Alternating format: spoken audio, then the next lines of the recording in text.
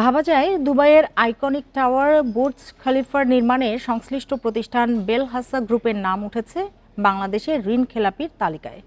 অভিযোগ রয়েছে ওরিয়ন গ্রুপের চেয়ারম্যান ওবায়দুল করিমের জালিয়াতির কারণে এটা হয়েছে। ঢাকার মতিঝিলে ৪১ তলা বিশিষ্ট সিটি সেন্টার নির্মাণের সময় ওরিয়ন গ্রুপের সাথে লিড কোম্পানি ছিল বেলহাসা। সে সময় ব্যবস্থাপনা পরিচালক মাজেদ আহমেদ বেলহাসার সই জাল করে ব্যাংক ঋণ নিয়ে পরে সেই ঋণ আর পরিশোধ করেনি ওরিয়ন। রাজধানীর বাণিজ্যিক এলাকা মতিঝিল, এখানে বহুতলেই সিটি সেন্টার নির্মাণের জন্য ২০০৩ সালে অভিব্যক্ত ঢাকা সিটি কর্পোরেশনের সঙ্গে চুক্তি হয় দুবাই বাংলাদেশের যৌথ বিনিয়োগের প্রতিষ্ঠান বেলহাসা একম জেভি লিমিটেডের।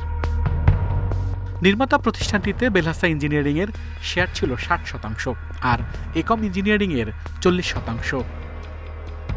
আবার একম ইঞ্জিনিয়ারিংয়ের মালিকানায় ওরিয়নের চেয়ারম্যান ওবায়দুল করিমের সঙ্গে ব্যবসায়ী মজিবুল হকের ৪০% শেয়ার আছে।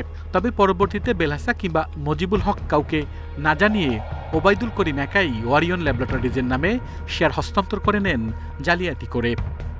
চুক্তি ও ব্যাংকিং কাগজপত্র ঘেঁটে দেখা যায় বেলহাসা ও একম জেভি লিমিটেডের নামে social investment bank limited SIBL থেকে ৪০ কোটি টাকা ঋণ নিয়ে সিটি সেন্টারের নির্মাণ কাজ শুরু হয়।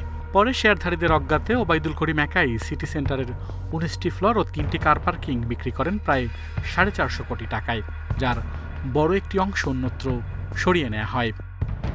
ভবনটি নির্মাণের পর ২০১৭ সালে রাজনৈতিক প্রভাব খাটিয়ে SIBL থেকে দ্বিতীয় দফায় নির্মাতা প্রতিষ্ঠানটির নামে আবারও ৫০ কোটি টাকা ঋণ নেওয়া হয়, যা আর পরিশোধ করা হয়নি।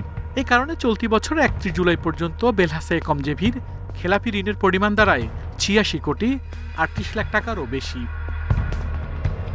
বেলহাসা শেয়ারের বিপরীতে ঋণ ও CIBতে মালিকের নাম দেখে হতবাক দুবাইয়ের কোটিপতি ব্যবসায়ী খোদ মাজেদ আহমেদ বেলহাসা। ব্যাংক ঋণ নেওয়ার সময় বেলহাসার MDর সই জাল করে নেওয়া হয় বলে তার ধারণা।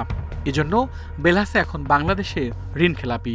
ওরিয়নের মালিক যিনি একমের শেয়ার হোল্ডিংয়ে আছেন, তিনি সিগনেচার জালিয়াতি করে ফোর্জারির মাধ্যমে ওরিয়নকে এখানে পার্ট করেছে এবং তার ফ্যামিলির যে মেম্বার আছে তাদেরকেও এখানে ঢুকিয়েছে, যেখানে বিড করার সময় এই মেম্বাররা ছিল না। ৫০ কোটি টাকার লোন হয়েছে, যেটা বেড়ে দাঁড়িয়ে এখন প্রায় ৮৬ কোটি টাকা হয়েছে। এই লোন নেয়ার ব্যাপারে বেলহাসাকে জানানো হয় নাই, কোনো কনসেন্টও নেওয়া হয় নাই, কোনো ডাইরেক্টর মিটিংও হয় নাই, সেখানে অ্যাপ্রুভালও হয় নাই। এদিকে অন্য শেয়ারধারীদের বঞ্চিত করে ওবায়দুল করিম একাই সিটি সেন্টারটি জবরদখল করে রেখেছেন। ভবনটির ভাড়া আদায় করছে ওরিয়ন। পরিবর্তিত রাজনৈতিক প্রেক্ষাপটে ভবনটির মালিকানা ও গেল ১৪ বছরের ক্ষতিপূরণ আদায়ে মামলার প্রস্তুতি নিচ্ছে বেলহাসা। সিটি সেন্টার থেকে যে প্রফিট হয়েছে সেটার যৌক্তিক যে অংশ সেটা বেলহাসা লাভ করবে এবং কোনভাবে এই জালিয়াতিগুলো হয়েছে সেগুলোকে খুঁজে বের করে জালিয়াতির মামলা করবে, সিভিল কেস করবে এবং ক্রিমিনাল কেসও করার জন্য বেলহাসি প্রস্তুতি নিচ্ছে। এসব অভিযোগের বিষয়ে জানতে বারবার যোগাযোগ করা হলেও কথা বলতে রাজি হয়নি ওরিয়ন, বরং প্রতিষ্ঠানটির দুর্নীতি ও অনিয়ম নিয়ে প্রতিবেদন প্রচার করায় ইন্ডিপেন্ডেন্ট টেলিভিশনের বিরুদ্ধে একের পর এক মামলা করছে তারা।